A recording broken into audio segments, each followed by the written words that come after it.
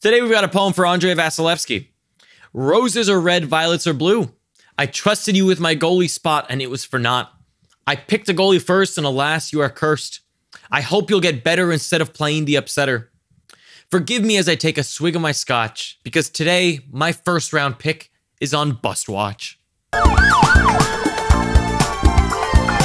So Andrei Vasilevskiy, probably one of the only goaltenders that was a consensus worthy of a first round pick this year. And so far, he has underperformed quite a bit compared to expectations. And there's a lot to it. It's not just his team. It's not just him. It is a little bit of a combination, although compared to other goaltenders we've talked about in the past, this one actually does lie a little bit more on Vasilevskiy.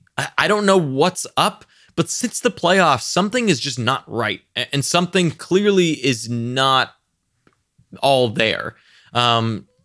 Something's missing in his game. And when you watch games, very often you will see a mix of, well, a really, really good stop by Vasilevskiy, right? You'll have a breakaway. Let's use the St. Louis game as an example. He had a really great breakaway save, had a few really good stops down low with his pad. And then there were three of the goals were just really weird. One was just from the top of the circle, and it goes under his pad, which he should have 100% had. And then you have another one where Vasilevskiy is on the post and for whatever reason comes off the post, and then it goes under his arm. And then another one where, granted, he was on a 5-on-3 for a while, and so he was really tired. But then, again, it goes under his arm yet again. And it's just goals that you don't normally see Vasilevskiy give up. And that's kind of been the story of his season so far, is a ton of really good saves, and he covers his spots really, really well, is aggressive to saves. But then there's some that get through that you're just like, why is that getting through you, man? That shouldn't be happening. So let's take a look at what exactly is going on with Andrei Vasilevskiy, and if there's anything we can point to that hopefully this is all going to get better. So I want to start first with HockeyViz and take a look at the threat levels for Vasilevskiy while he's on the ice. And we can see that when he's on the ice for Tampa Bay, they're actually very, very good on defense. They limit threat by -8% compared to league average. So they're pretty good with him on the ice, and they play much better when he's not on the ice. When it's McElhinney, their threat levels actually jump to +7%. So they're much better in front of Vasilevskiy than in front of McElhinney, and yet we keep seeing Vasilevskiy struggle. I mean, they've been better than average in front of him. And if you take a look at where the red is, I mean, it's from the slot, but outside of the slot, the crease area itself is pretty blue. And so there's not too much you can point to for why are these going in from the places that they are. Granted, that area of the ice isn't always super easy for the goaltender, but it is just head on. Like, it is right from the front. And so he should be stopping those for the most part. And they're better on offense too while he's on the ice. So there's a few areas we can point to that show us what's going on a little bit with Vasilevskiy. So using the in-season tool first, the first thing we can notice, of course, is that his save percentage is down year over year. Last year, he finished 92.2%. This year, he's sitting at 90.5%. So a little bit underwhelming for those that own him. Now, another area that is interesting, and this reminds me a lot of Carey Price in a way, but for very different reasons. I think Carey Price doesn't have as great of a defense in front of him as Vasilevskiy does. Not as many odd man rushes and all that kind of good stuff, right? Vasilevskiy actually is underperforming right now from his expected goals against. His expected goals against per game at the moment is 2.3. Not very different from last year. Last year it was 2.43. So the defense has actually been better in front of him this year than they were last year. It's his goals against average that's crushing him at the moment. His goals against average at the moment is 2.96. Whereas last year was a 2.5. He outperformed like crazy last year. Although last year was right at expected goals against, he outperformed the league average. Right now, he's just better than league average. Slightly, not by much, but just better. And that's the case also for his high danger save percentage, for his mid danger save percentage, and his low danger save percentage. He's not that much better than league average, whereas in the past, he was much better than league average. When you look at high danger save percentage, last year, he was an 82%. This year, he's an 80.2%. Mid-danger save percentage, last year, he excelled like crazy at a 92.2%. This year, he's sitting at 89.2%. So he's not really bad. He's just kind of average. He's not being the normal Vasilevskiy that you'd expect. And when you take a look at Hockey Reference, it actually kind of points to that. When you look at his even strength save percentage, he hasn't had a single season where he's below 920 at even strength. Right now, he's sitting at a 900 save percentage at even strength. That's bad. That is really, really bad.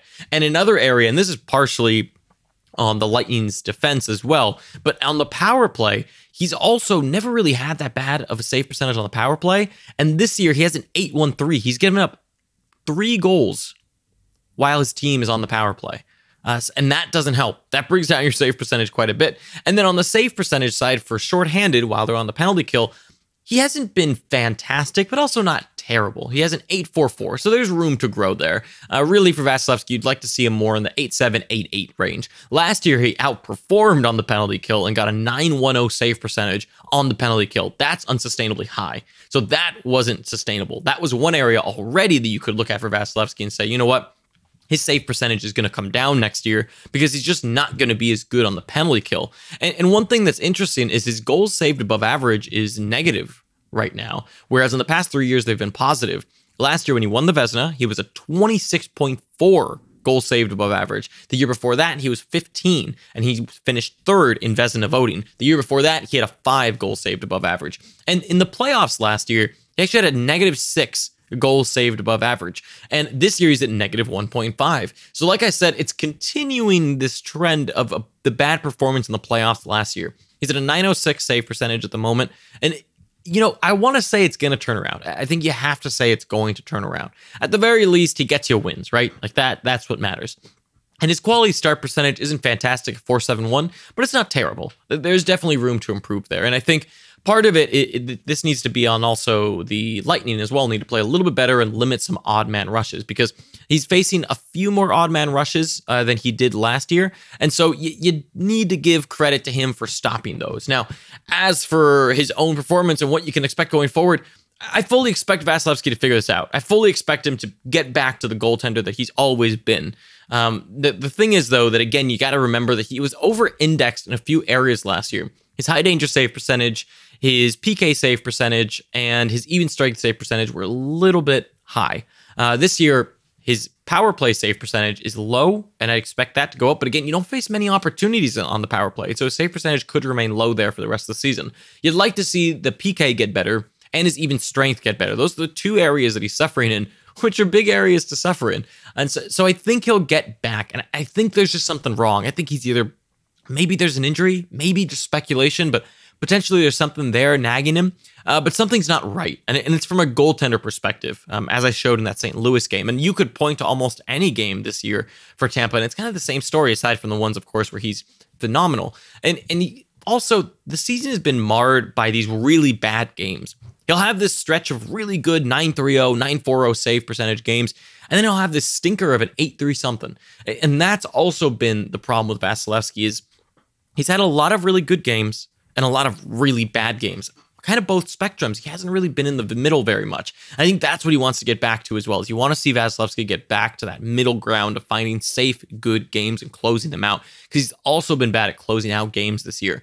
And so, all in all, I think people need to relax a little bit about Vasilevskiy. I get it's frustrating because you probably used a first-round pick on him, and that sucks.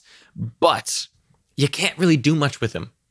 Contrary to Bob, in which right now his value is literally his lowest, Vasilevskiy isn't even low enough yet to say sell. There's not really much I could say to do with Vasilevskiy except hold. I'm thinking virtually every single league you got to hold, whether it's a dynasty, whether it's a keeper, whether it's a 10-person, whether it's a 6-person. It doesn't really matter. I think in every league right now, Vasilevskiy is worth holding on to.